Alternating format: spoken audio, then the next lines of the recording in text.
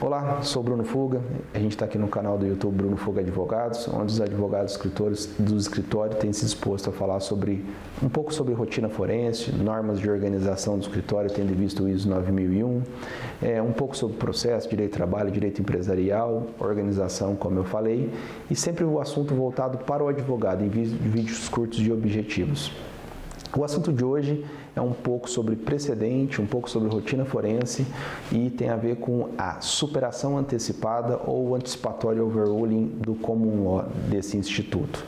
Queria falar algumas coisas, o assunto é denso, complexo, a gente poderia facilmente discorrer uma aula aqui de pós-graduação sobre o assunto, mas o instituto do primeiro ponto, do antecipatório, ele é feito, se permitido e se colocado em prática, dentro de um tribunal hierarquicamente inferior ao produtor do precedente. Então seria um exemplo o STJ dentro de um processo repetitivo, onde o tribunal, prevendo a superação do precedente pelo STJ, poderia, eu não concordo, mas poderia antecipar a superação desse precedente, né?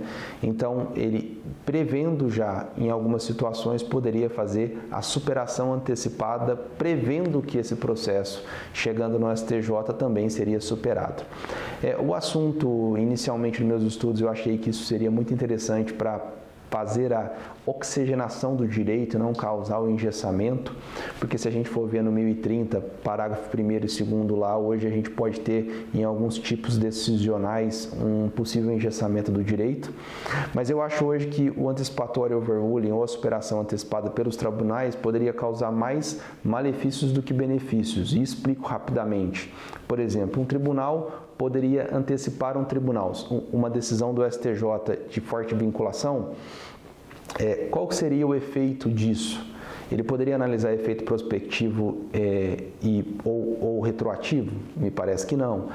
Qual seria, dentro da Federação do Brasil, o poder, por exemplo, dessa decisão ter impacto num tribunal somente num estado e no outro não?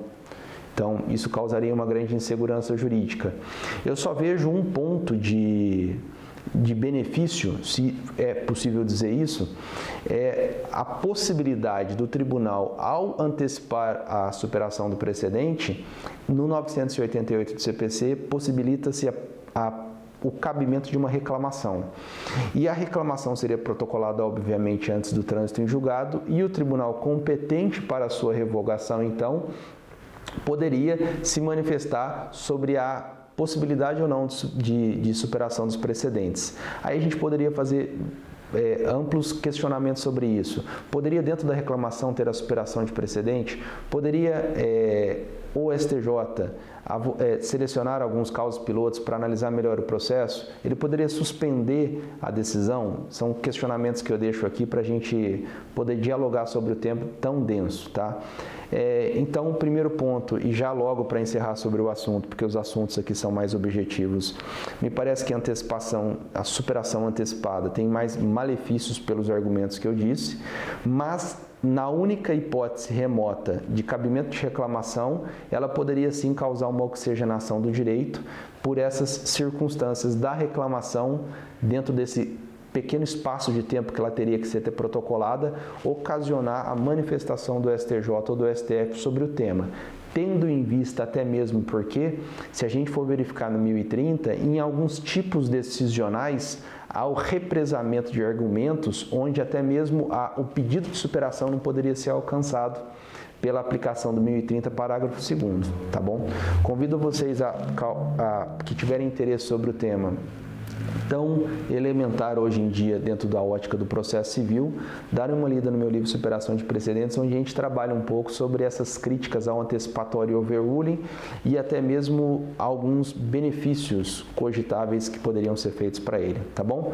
Um abraço para todos, o vídeo é curto, é certamente somente para causar uma discussão sobre o tema e sem qualquer pretensão para esgotá-lo, tá bom? Um abraço para todos, confira os outros vídeos do escritório no nosso canal.